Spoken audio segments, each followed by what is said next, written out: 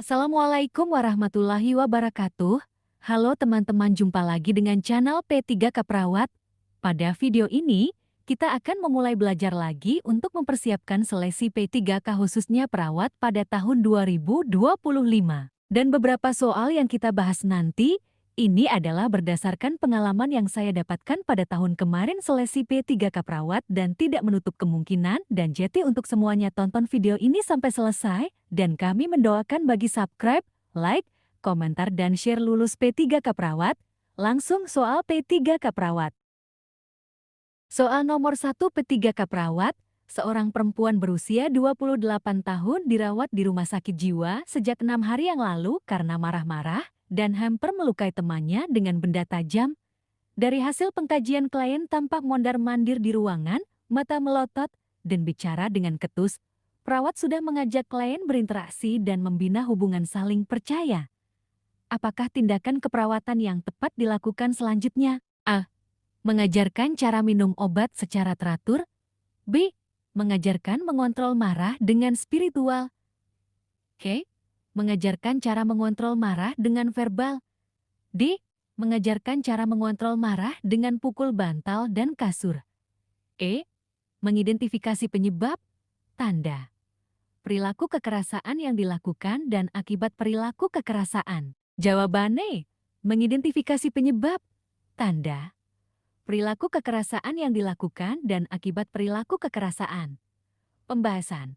Dari data di atas menunjukkan bahwa klien mengalami masalah resiko perilaku kekerasan, sehingga tindakan keperawatan yang tepat dilakukan setelah terbina hubungan saling percaya dengan klien adalah mengidentifikasi penyebab, tanda, perilaku kekerasan yang dilakukan dan akibat dari perilaku kekerasan. Resiko perilaku kekerasan adalah beresiko membahayakan secara fisik, emosi dan atau seksual pada diri sendiri dan orang lain.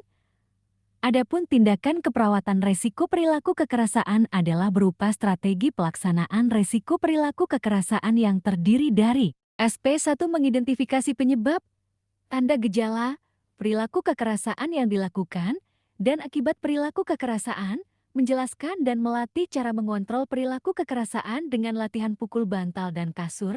Aspek kedua, melatih klien minum obat secara teratur. Aspek ketiga, melatih klien mengontrol perilaku kekerasan secara verbal. Aspek keempat, melatih klien mengontrol perilaku kekerasan secara spiritual. Soal nomor 2 P3K Perawat, seorang laki-laki berusia 25 tahun dirawat di rumah sakit jiwa dengan keluhan mengurung diri dan sering mendengar suara-suara yang menyeramkan.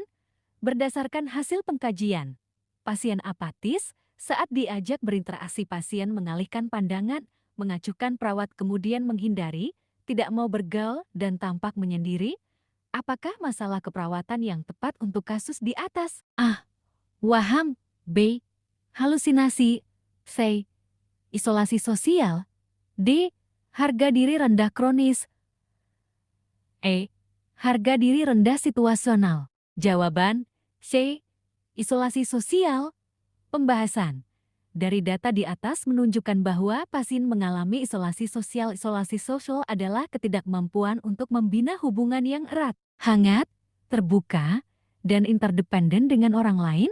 Tanda dan gejala isolasi sosial adalah merasa ingin sendiri, merasa tidak aman di tempat umum, menarik diri, tidak berminat atau menolak berinteraksi dengan orang lain atau lingkungan. Soal nomor 3 P3K Perawat, seorang perempuan dirawat di rumah sakit jiwa sejak 2 minggu yang lalu karena mengamuk, merusak perabotan dan memukul tetangga. Berdasarkan hasil pengkajian, pasien tampak tenang dan kooperatif, kadang tidak mau mandi, pakaian tidak sesuai, serta bab dan bak berceceran. Apakah masalah keperawatan yang tepat? A. Halusinasi. B. Isolasi sosial. C. Perilaku kekerasan. D. Defisit perawatan diri. I. Resiko perilaku kekerasan. Jawaban D. Defisit perawatan diri. Pembahasan. Berdasarkan hasil pengkajian saat ini menunjukkan bahwa pasien mengalami masalah defisit perawatan diri. Defisit perawatan diri adalah ketidakmampuan individu melakukan atau menyelesaikan aktivitas perawatan diri. Tanda dan gejala defisit perawatan diri adalah menolak melakukan perawatan diri, tidak mampu mandi atau mengenakan pakaian, makan, ke toilet atau berhias secara mandiri, dan minat melakukan perawatan diri yang kurang. Soal nomor 4 P3K perawat, seorang laki-laki berusia 28 tahun dirawat di RSJ sejak seminggu yang lalu dikarenakan sering keluyuran dan mengamuk. Pasien kadang tampak tertawa dan tersenyum sendiri, kadang tampak gelisah. Pasien mengatakan merasa seluruh badannya seperti ada yang menggelitik dan membuatnya geli. Apakah masalah keperawatan yang tepat? A. Waham somatik. B. Waham nihilistik. C. Halusinasi perabaan. D. Halusinasi penglihatan. Jawaban. C. Halusinasi perabaan. Pembahasan. Do. Pasien kadang tampak tertawa dan tersenyum sendiri, kadang tampak gelisah. Dies. Pasien mengatakan di seluruh badannya seperti ada yang menggelitik dan membuatnya geli. Berdasarkan data di atas menunjukkan bahwa pasien mengalami halusinasi perabaan. Halusinasi adalah sesuai dengan definisinya halusinasi dalam buku ajar keperawatan jiwa 2015. Halusinasi merupakan salah satu gejala gangguan jiwa pada individu yang ditandai dengan perubahan sensori persepsi, merasakan sensasi palsu berupa suara pendengaran, penglihatan, pengecapan, perabaan, atau penghiduan.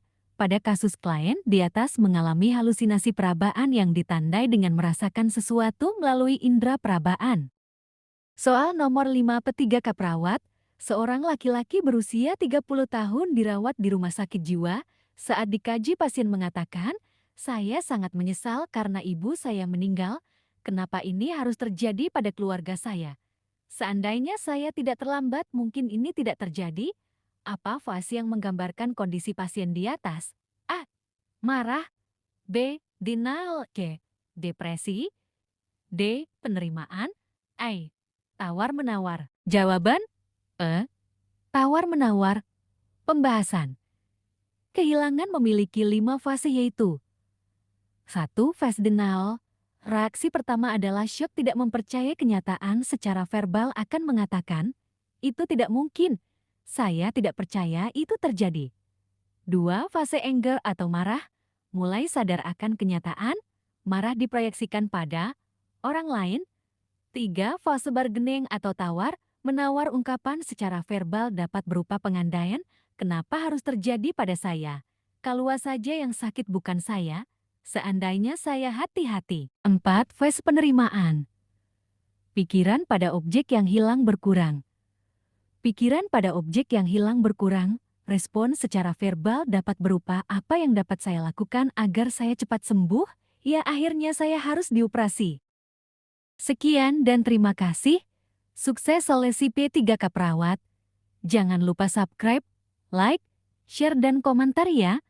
Nanti ada episode selanjutnya.